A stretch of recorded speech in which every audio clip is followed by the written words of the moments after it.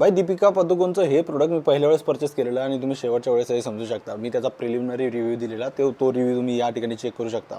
आता असं मी काय म्हणतोय, कारण माझा एक हिंदी अल्बम येतोय, त्या हिंदी अल्बमसाठी माझा एक वेड्याचा लुक केलेला आणि त्यासाठी जो मेकअप केलेला मेकअप आर्टिस्टनी त्याच्यासाठी जे प्रोडक्ट यूज केलेले ते प्रोडक्ट अत्यंत चीप होते.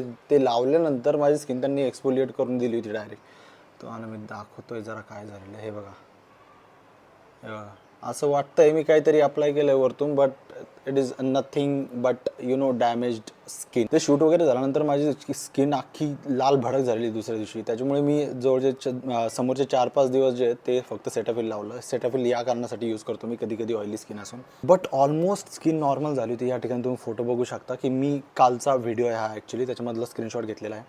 आणि त्याच्यानंतर मी आज हे प्रोडक्ट यूज केलं, कारण खूप जेंटल म्हणून आणि आयुर्वेदिक प्रोडक्ट म्हणून म्हणजे ऑर्गॅनिक प्रोडक्ट म्हणून प्रमोट केलेलं याला. म्हटलं वापरू आपण 4-5 दिवसानंतर. जसं मी वापरलं भाई, माय स्किन फ्लेअर्ड अप. याच्यावर तरी सॉफ्टनिंग वगैरे ॲड करून दाखवते तुम्हाला. ॲक्च्युअल जर हे यूट्यूब ऑप्शन देत नाही ते सॉफ्टनिंग रिमूव्ह करायचं, बट तुम्ही जर ॲक्च्युअल बघितली ना तर प्रचंड स्किन डॅमेज्ड आहे.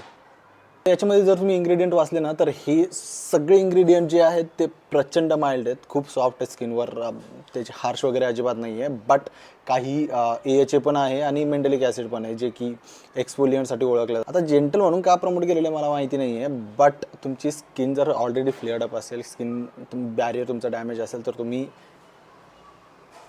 हे प्रोडक्ट अजिबात यूज करू नका. नो. आणि भाई 1200 रुपये, मला माहिती नाही की कोणत्या दृष्टीने 1200 रुपयाची प्राईस ठेवलेली आहे, कारण याचा वास पथेटिक आहे, एकदम गुऱ्हाळासारखा. मी तुम्हाला ऑलरेडी सांगितलेला.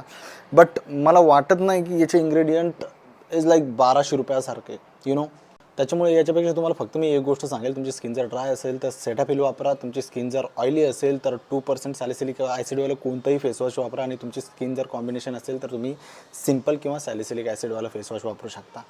काहीही दुसरं करण्याची गरज नाही आहे.